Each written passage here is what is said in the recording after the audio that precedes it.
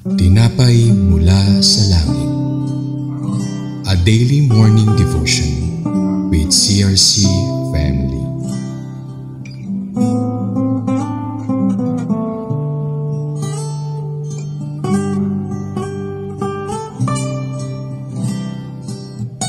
Sa mapagpalang umaga po sa inyong lahat. Ako po si Pastora Jenny Gabi ng CRC Calamba Daughter Church na inyong makakasama ngayong umagang ito sa programang Tinapay Mula sa Langit, ang araw-araw na refleksyon at pagbubulay-bulay natin ng salita ng Diyos. Ang ating pong paksa ngayong umaga, ito ay part na ng ating Deuteronomy series at ang title po nito ay The Journey from Mount Horeb to Kadesh Barnea at ito po ay matatagpuan sa Deuteronomy chapter 1 verse 2 to 4. Ngunit bago po tayo magsimula ay samahan niyo po muna ako sa isang panalangin. Ama naming Diyos na makapangyarihan sa lahat, maraming salamat po sa panibagong buhay at pag-asa na inyong pinagkaloob sa amin. Maraming salamat din po sa maagang biyaya na pinagkaloob ninyo sa amin na makarinig kami ng inyong mga salita sa pamamagitan ng programang ito. Dalangin po namin na buksan niyo po ang aming mga puso't isipan upang maunawaan po namin ang mensaheng nais niyo iparating sa amin ngayong umagang ito. Papagbulay-bulayan at mai-apply namin ito sa aming mga buhay. Ito po ang aming pagsangkot panalangin sa pangalan ng Jesus.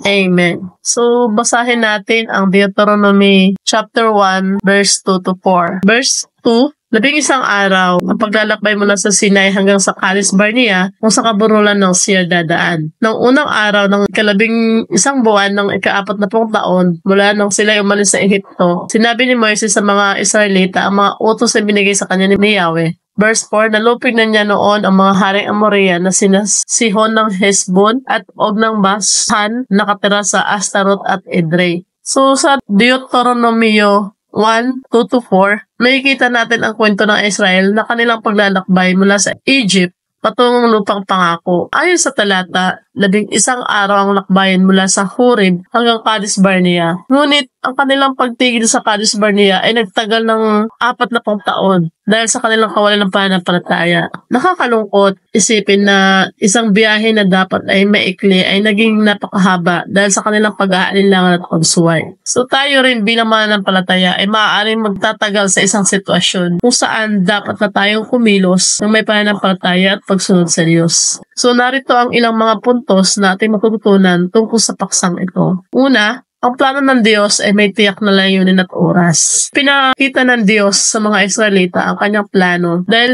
dalhin sila sa lupang pangako. Subalit dahil sa kanilang takot at pag-alinlangan, hindi nila ito natupad agad. Nais ng Diyos na tayo ay magtiwala sa kanyang plano. Hindi lamang sa magagandang pagkakataon, kundi lalo na sa mga hamon ng buhay. Kaya nga sinabi sa Jeremiah 29:11, sapagkat batid kong lubos ang mga plano ko para sa inyo, mga planong hindi ninyo ikasasama, kundi para sa inyong ikabubuti. Ito ay mga planong magdudulot sa inyo ng kinabukasang punong-puno ng pag-asa. Pangalawa, ang punto, ang pagdududa ay naghahatid ng paghinto at pagkaantala sa ating paglalakbay. So ang Israel ay nag-alinlangan sa pangako ng Diyos, kaya sila ay natakot at hindi sumulong. Sa ating buhay, kapag tayo nag-aalinlangan sa kakayahan ng Diyos, nagawin ang kanyang mga pangako, naantalang ating pag-usad, pananampalataya ang susi para makamtan natin ang mga biyayang inilaan ng Diyos. Kaya sinabi sa mga Hebreo 3:17-19, at kanino nagalit ang Diyos sa loob ng 40 taon? Hindi ba't sa mga nagkakasala at namatay sa ilang? At sinong tinutukoy niya ng kanyang sabihin, hindi sila makakapagpahinga sa piling ko? Hindi ba't ang mga taong ayos sumunod? 19, maliwanag kung ganon, kaya't hindi sila makakapasok sa lupang pangako dahil sa kawalan ng pananampalataya sa Diyos.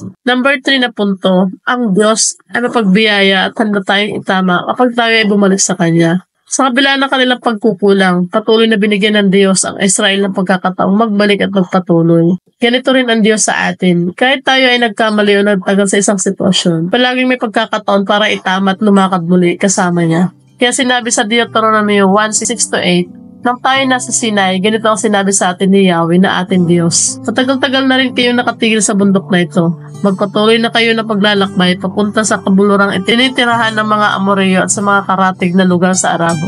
Sa kaburulan, kapatagan, sa katimugang disyerto at sa baybay dagat. Sa makatuwid ang buong lupain ng Kanaan at Lebanon hanggang sa ilog Euphrates. 8. Sikapin ninyo ang lupain ito na inihanda ko para sa inyo. Iyan ang lupain ipinangako sa inyo, ang mga ninunong sina Abraham at Isaac at Jacob. So sa ating conclusion, Ang mga Israelita ay nagtagal sa Kadesh Barnea dahil sa kanilang kawalan ng pananampalataya. Ngunit hindi sila iniwan ng Diyos. Sa ating buhay, baka tayo ay nasa Kadesh Barnea rin. Nagtatagal sa isang lugar na dapat ay matagal na nating iniwan. Pinapalala sa atin ng Diyos na huwag mag-alinlangan at magtiwala sa kanyang mga pangako. Na kapag tayo may pananampalataya, makakamtan natin ang layunin ng Diyos para sa atin ng walang pag-aantala. So sa ating application, suriin ang iyong buhay. Meron bang mga bagay na dapat mong simulang gawin ngunit nag-aalilangan ka? Panalangin sa Diyos na bigyan ka ng lakas ng loob upang sumulong. Pangalawa, magtiwala sa plano ng Diyos kahit sa mga panahon na parang hindi mo nakikita ang buong larawan. Tandaan natin na alam ng Diyos ang mas mabuting landas para sa iyo. Pang-tatlo, kung nadarama mo na parang napatigid ka sa iyong paglalakbay, balik ka sa Diyos at tumingin ng direksyon. Siya ay tapat, gagabayan ka. Sa ating pagtatapos, manalangin tayo. Panginoon, salamat po sa iyong plano para sa aming buhay. Patawarin niyo po kami sa mga oras na kami ay nag-alinlangan at tatakot. Turuan niyo kami magtiwala sa inyo at sumunod ng may pananampalataya. Naway makaalis kami mula sa aming Kadesh Barnea at makamit ang mga pangako ninyo para sa amin. At sa aking pagtatapos, maraming salamat po sa maikling oras na inyong inilaan upang ako'y inyong samahan sa programang Tinapay Mula sa Langit. Muli ko po kayong inaanyayahan sa araw ng bukas upang pakinggan at pagbulay-bulayan ito. Feel free po to share this video upang maging pagpapala din po kayo sa iba. And don't forget also to subscribe to our YouTube channel, CRC Family, and click the notification bell button para sa mga upcoming videos and events. Ito po ang inyong lingkod, Pastora Jenny Gabi ng CRC Calamba Daughter Church. Pagpalain po kayo ng Diyos. Magandang araw po sa inyong lahat. God bless po.